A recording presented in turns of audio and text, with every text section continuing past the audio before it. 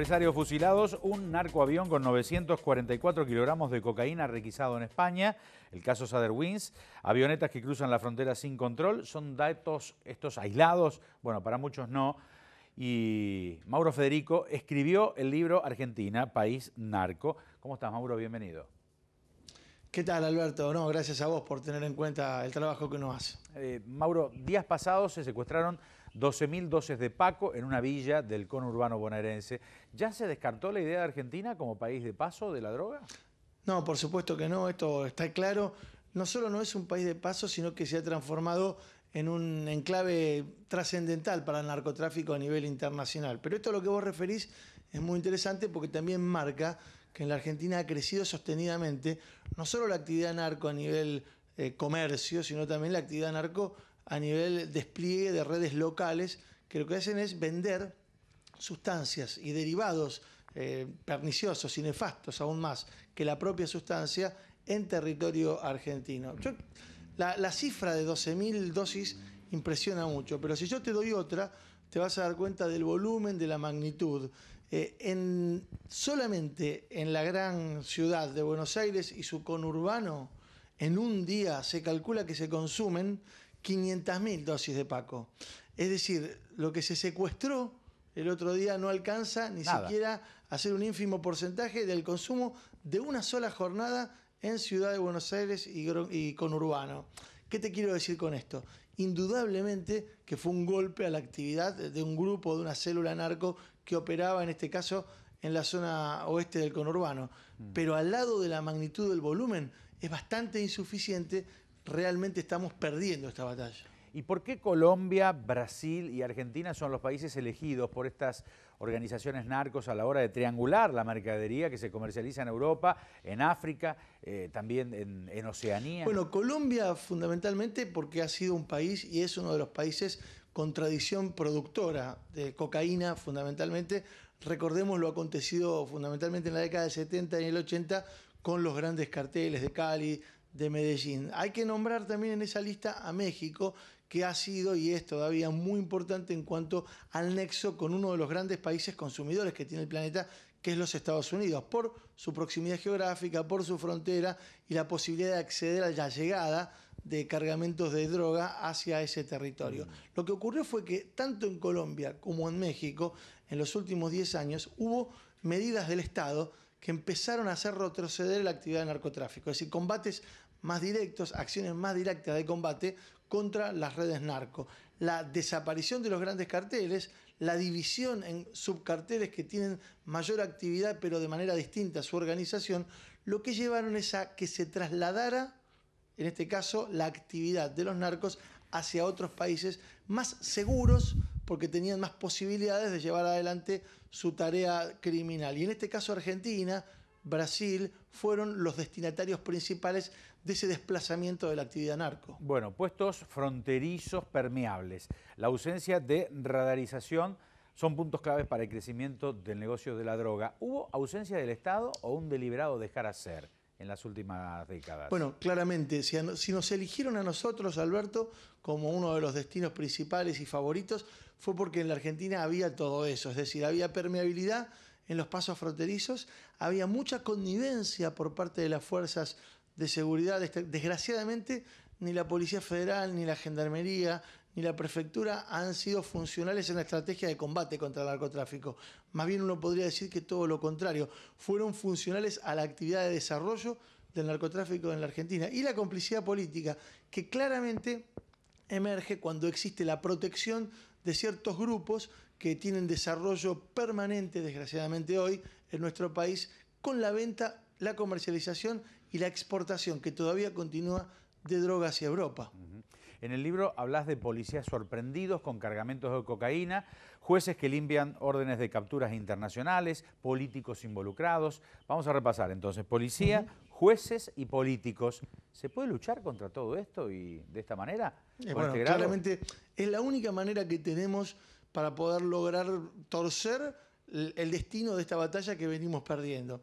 Como te decía, la policía, desgraciadamente, y las otras fuerzas de seguridad han sido muy susceptibles a lo que ha sido el dinero del narcotráfico. Es decir, se ha comprado la voluntad de buena parte de las fuerzas de seguridad que permiten, que hacen la vista gorda, que dejan hacer en muchos casos o que están directamente involucrados. Hace poco escuchábamos, ha sido desbaratada buena parte de la estructura de la policía salteña dedicada al combate contra el narcotráfico, justamente porque uno de sus jefes y varios de sus segundos participaban de una unidad que se encargaba de promover el narcotráfico en el norte argentino, justamente en una zona tan sensible. Y los políticos, a ver, cuando uno piensa que existe hoy por hoy, recién hace poco, una ley de lavado aprobada casi con forceps para tratar de que a nivel internacional la Argentina no sea sancionada por el Grupo de Acción Financiero, justamente a propósito de que tenía una legislación muy débil para el combate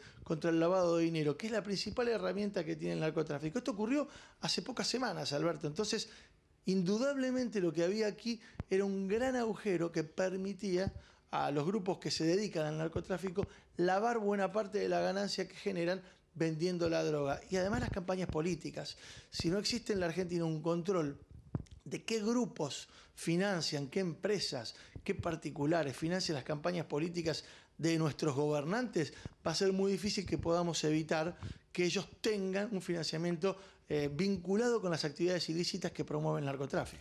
Siempre caen los últimos eslabones de la cadena y se deja de lado a los empresarios de las drogas.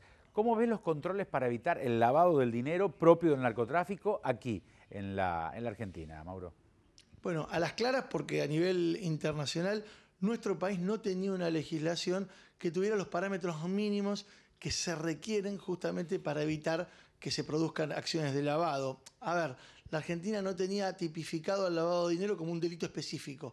Para la Argentina lo que ocurría era, bueno, hay una actividad ilícita que después genera un recurso que es destinado a determinada cuestión cuando se lo legaliza y se lo blanquea. El delito era la actividad ilícita que originaba la plata, no el hecho de lavar la plata. Entonces, lo que ocurría es que muchas veces existía complicidades de grupos financieros, de grupos inmobiliarios. A ver, para que tengas una idea, buena parte del destino de los dineros que promovió y generó el narcotráfico en los últimos 10 años tuvieron destino inmobiliario. Es decir, se construyeron casas en country, se construyeron departamentos en barrios privados, y esto indudablemente ocurrió porque no existía todavía una ley que obligara a la persona que trabajaba en la inmobiliaria, el dueño de la inmobiliaria, a decir, ¿de dónde viene usted a invertir? O a la constructora, ¿de dónde sacó el dinero para invertir en estas cosas?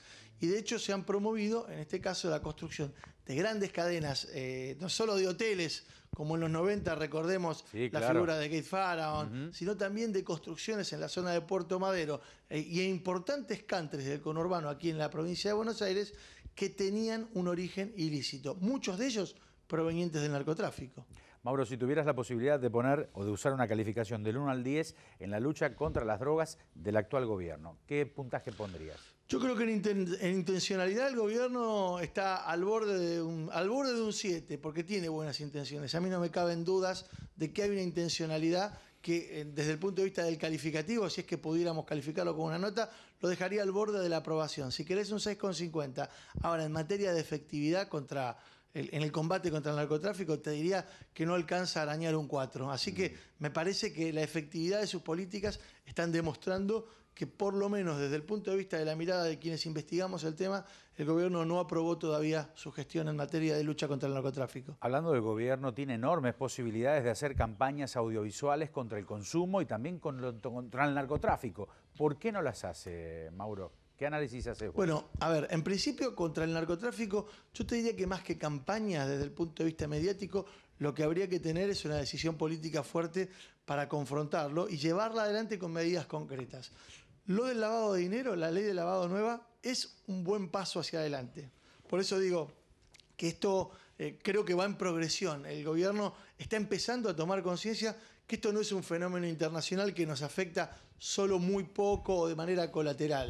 Creo que la actitud de soslayar la importancia que tiene el narcotráfico nos hace peligrar la posibilidad de una política con éxito de cara hacia el futuro. Esto, en principio. De todos modos, sí hay que trabajar mucho y muy fuertemente, y vos lo decías recién, en luchar no solo contra el narcotráfico, sino contra el flagelo que provoca el accionar del narcotráfico en nuestros chicos, en aquellos que hoy por hoy consumen cocaína y marihuana fundamentalmente, y sus derivados, en el caso de la cocaína, el paco, tan perniciosos para su salud. Ahí es donde creo que está fallando el accionar fundamentalmente de la Secretaría de Drogas, de prevención de, en este caso, el narcotráfico o de la drogadicción y de lucha contra el narcotráfico, porque desgraciadamente no existen hoy en la Argentina los efectores, los centros de salud, los centros asistenciales públicos, ni suficientes ni necesariamente capacitados como para dar asistencia a la demanda, a la enorme demanda que está provocando la gran cantidad de consumidores que hay en las calles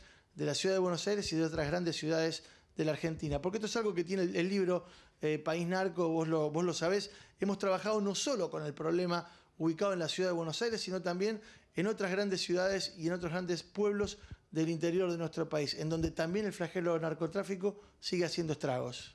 Mauro, queremos agradecerte este ratito, tu participación en el programa. Ha sido muy gracias amable. A vos, Alberto, como siempre. Un abrazo. Hasta siempre. El periodista Mauro Federico. Sugerencias a dicenckedicen @fibertel.com.ar. Nos pueden encontrar también en Facebook. Allí repetimos los programas.